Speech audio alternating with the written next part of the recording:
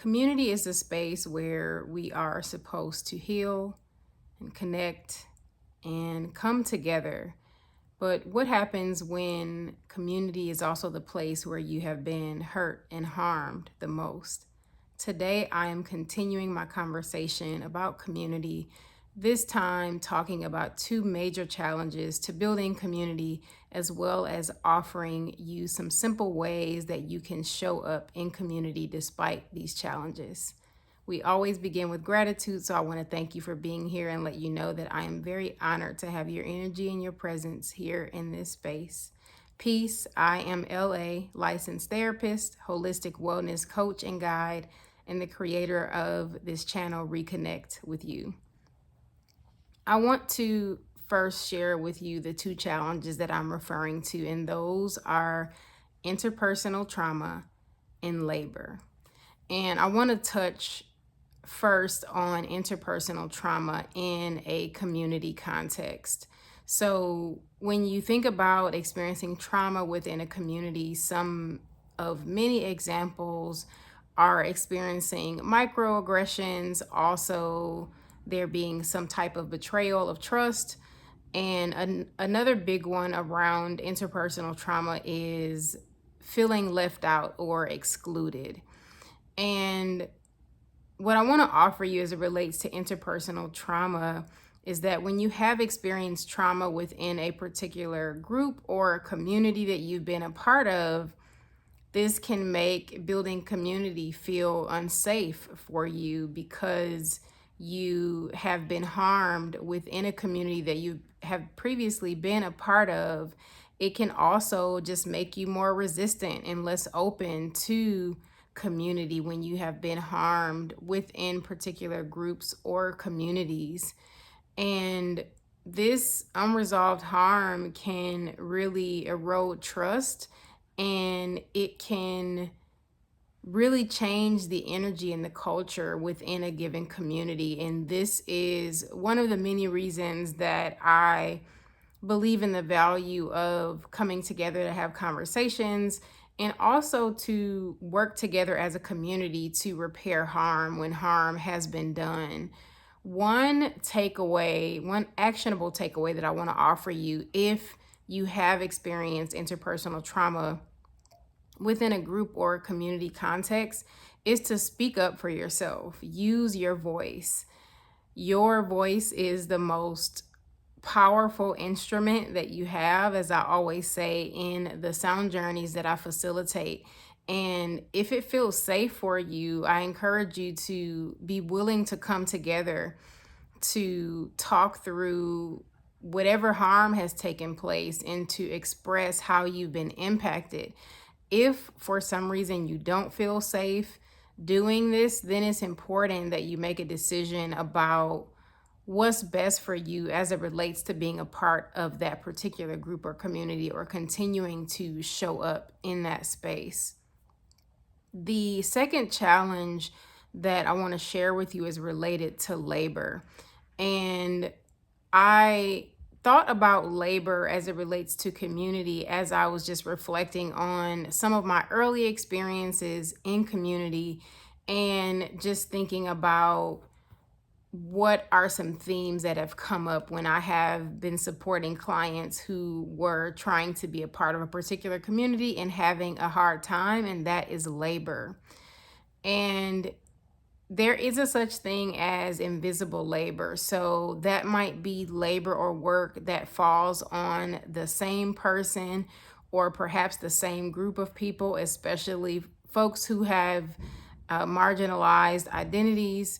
And when there is a labor that is going unnoticed, unrecognized, and even labor that is not evenly distributed within that community, that can cause things like burnout. I've also talked about resentment in my companion piece for this week's video, which I encourage you to check out. The link is down below in the description box.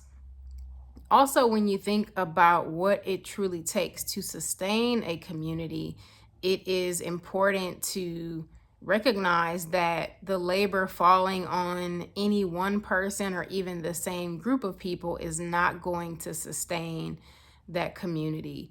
So, an actionable takeaway that I want to offer you as it relates to labor is to determine what your capacity is and set boundaries around that capacity. And these are boundaries that you set for yourself and for whatever community that you are a part of or are connecting with. And you are communicating these boundaries so that you can set some limits for yourself around what it is that, excuse me, around what it is that you are able to offer that community from where you are. That way, you are being communicative about what your capacity is and what you are committed to doing and how you are able to show up. This also prevents you from not pouring from an empty cup, from not giving too much.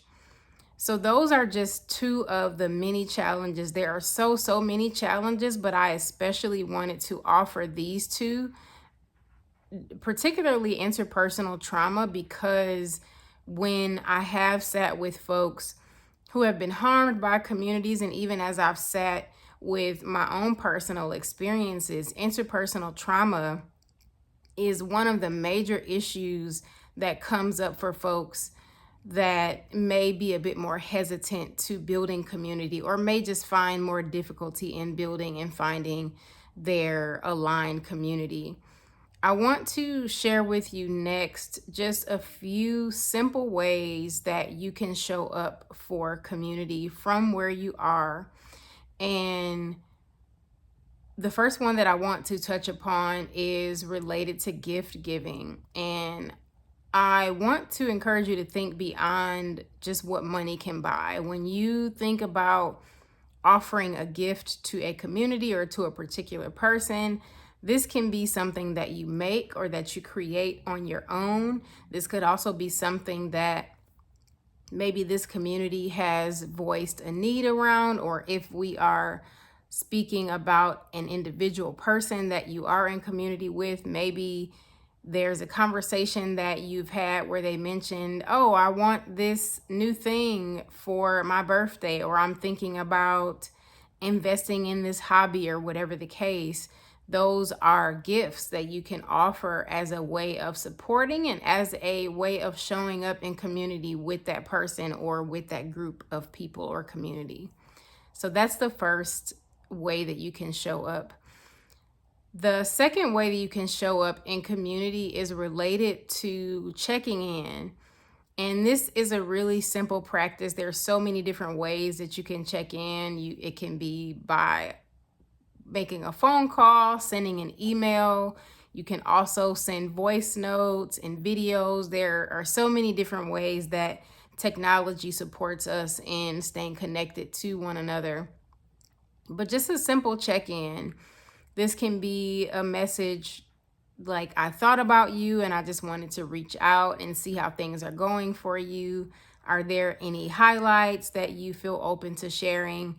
So making sure that you are checking in with that community or with that person as a way of staying connected, and also just having a space to share how you're doing, maybe what you're up to, some different life updates that you may want to share, and also checking in with them to see if there's anything in particular that they feel called or moved to share with you. The third way that I want to share with you that you can show up in community is by, and I completely forgot what the third point was. You can also offer your support. So one of the things that I have noticed for myself, I do facilitate sound journeys, which I've talked about here before, and I absolutely love offering those as gifts to folks, especially folks that might be struggling, to maybe communities that have experienced harm. I am at the moment in Los Angeles, where we experienced some wildfires earlier this year, and I did not step in right away to offer support in that way because I wanted to take care of myself and make sure that I was well and okay.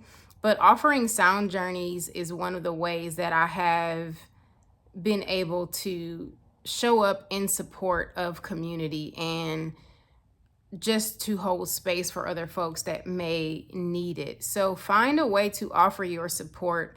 And this is a bit different from gift giving. This could also be showing up to an event, offering to volunteer at an event, sharing the information about their event or program with someone else in your community.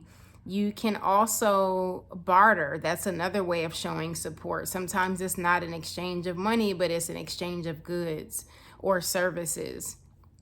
So those are just three of the many, many ways that you can show up in community in simple and more manageable ways. If you would like to read more ways that I offer in terms of community support, please check out the companion piece, the companion article, which was available, I believe it was yesterday, but it is linked down below in the description box, just for a few other ways that I offer that you can show up in support of your community.